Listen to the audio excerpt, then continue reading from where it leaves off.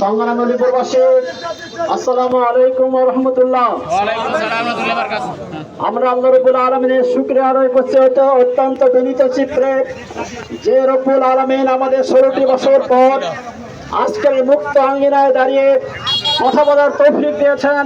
সেই আল্লাহ রাব্বুল আলামিনের দরবারে শুকরিয়া আদায় করি। সবাই বলি আলহামদুলিল্লাহ।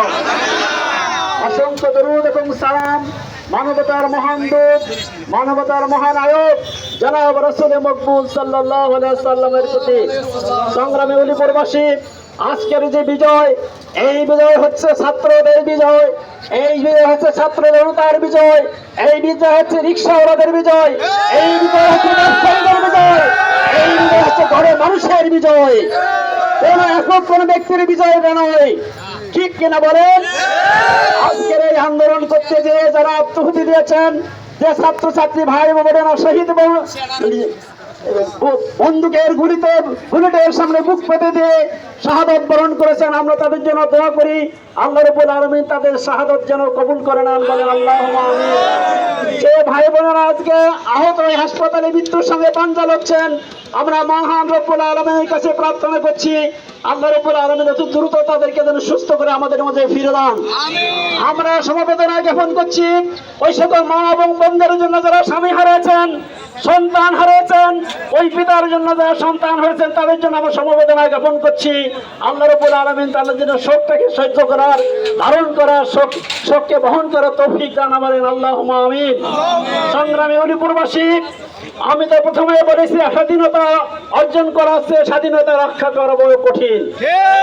আজকে এই চত্বরে 16 বছর পরে দাঁড়িয়ে কথা বলার জন্য আজকে চান্স পেয়েছি, সুযোগ পেয়েছি, এটা আল্লাহ পাকের মেহেরবানি। আপনারা জানেন 2010 সালের পরে আমরা এই চত্বরে কথা বলার আমাদের অধিকার ছিল না। এখানে সিসি ক্যামেরা নির্মাণ করা হয়েছে আমাদের কথাকে কন্ট্রোল করার জন্য, আমাদের ভিডিওকে ধারণ করে আইনগত পদক্ষেপ নেওয়ার জন্য। ঠিক কিনা বলেন? আমি প্রশাসনের ভাইদেরকে বলতে চাই, আপনাদের মোবারক জানাই, কাল থেকে আমাদের উপর যে আপনারা সহনশীল আচরণ করেছেন, এই জন্য আমি প্রশাসনের ভাইদেরকে মোবারকবাদ জানাচ্ছি। আমি সাংবাদিক বন্ধুদের বলতে চাই, আপনারা এই জুলুম নিপীড়নের যে চিত্র আপনাদের লেখনের মাধ্যমে তুলে ধরেছেন, এই জন্য আমরা আপনাদের কাছে কৃতজ্ঞ। আমরা শিল্পী ভাইদের কাছে কৃতজ্ঞ, তাদের গানের মাধ্যমে জাতির কাছে তারা ভুলের কথাগুলো তুলে ধরেছেন। আমরা বড় মানুষের কাছে কৃতজ্ঞতা স্মরণ করছি তাদের সবার সার্বিক সহযোগিতা নিয়ে।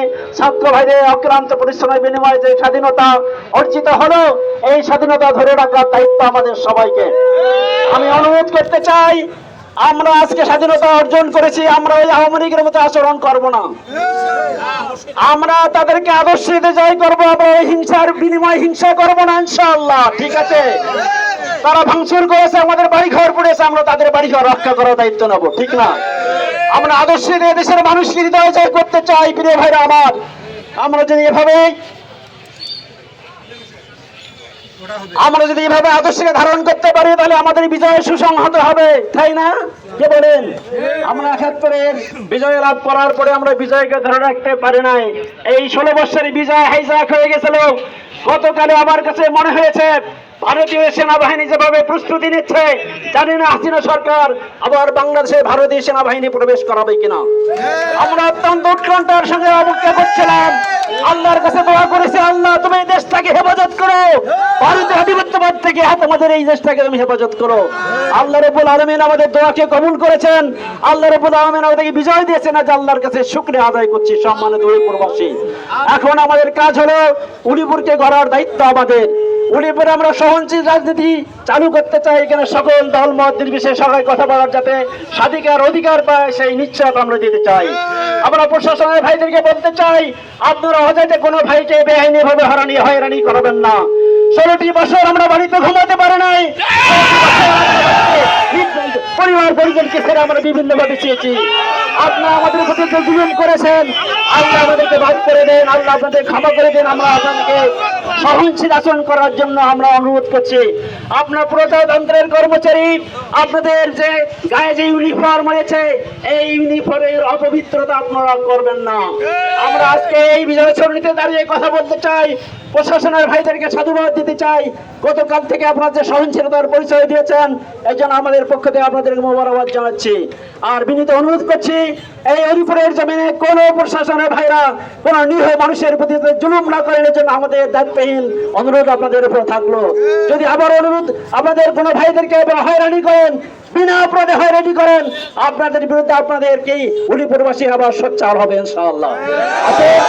আমরা পরিশেষে আমরা দোয়া করি আল্লাহ রাব্বুল আলামিনের কাছে, আমরা যে এই 16টি বছর পরে এই বিজয় পেয়েছি, এই বিজয় যেন সুসংহত হতে পারে। এই বিজয় যারা জীবন দিয়েছে তাদের শাহাদাত বরণ করেছেন, তাদের শাহাদাতের জন্য দোয়া করি। যারা আহত হয়েছেন তাদের সুস্থতার দোয়া করি। আমি সম্মানিত ইমাম হুজুরকে এখানে অনুরোধ করতে চাই আমাদের এই বিজয় ধরে রাখার জন্য। আমাদের পরবর্তী আরো 2 দিনের পর্যায়ক্রমে এই অবস্থান শুকরিয়া নামাজ আদায় করে। আচ্ছা, ঠিক আছে। আমরা ইমাম হুজুরকে এখানে অনুরোধ করতে চাই, উনি একটু আসুন এখানে, আপনার মাধ্যমে নেতৃত্ব দেওয়া হবে। সম্মানিত হাজিরিন, আমাদের একটা নিয়মতান্ত্রিক প্রোগ্রাম এখানে হবে প্রতিদিন। কখন থেকে? না, আসল থেকে।